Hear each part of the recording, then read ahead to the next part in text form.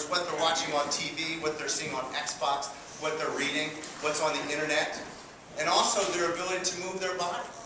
Because recognize that we were designed to move, not designed to be stationary and sit in chairs all day. So when you think about those three things that I just said, it's a wonder our students can learn at all anymore. Yes? Okay. So the title of my topic today is Accelerating Student Learning Through Healthy Lifestyle Choices. And like I said, the wonderful thing about this is what I'm going to teach you is not only applicable to your students, it's applicable to you, your spouse, your whole family.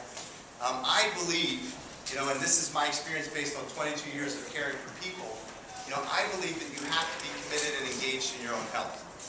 And you have to be your biggest priority. When I lecture to audiences, I always ask this question, and I'm going to ask you. I want you to think about, or tell me something important in your life. And I know you ladies are thinking of your kids, because I've asked the question many times. But I want you to think about what's the second most important thing in your life. So somebody tell me what the second most important thing in their life is. My health. Your health, thank you. What else? I didn't hear spouse mentioned it. You were considering it? Your dogs? Your dogs are important to me. I have 2 dogs. That comes to my mind. Anything else? My faith.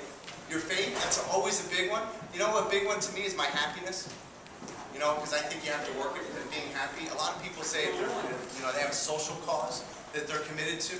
They'll say that. But I want you to think about how good of a mother, right? Or how good of a servant to God, or how good can you be to your dogs, right? If you're not healthy. So I want you to recognize that your health has to be the most important thing in your life. Because you can't do justice to any of those things that you mentioned if you're 6 feet under the ground. Yes? And we've gotten to a place in our society where we wait until it's too late, until we do something. In other words, 70% of the time, the first sign that you have heart disease is called a heart attack. And some of those people, that's not only their first sign they have a heart attack, they've had a heart disease, it's also their last sign. I have a cousin of mine who was my mentor. He was 2 years older than me, 2 grade levels ahead of me when I was growing up. And we played football and I wrestled and he played all the same sports. And I looked up to him.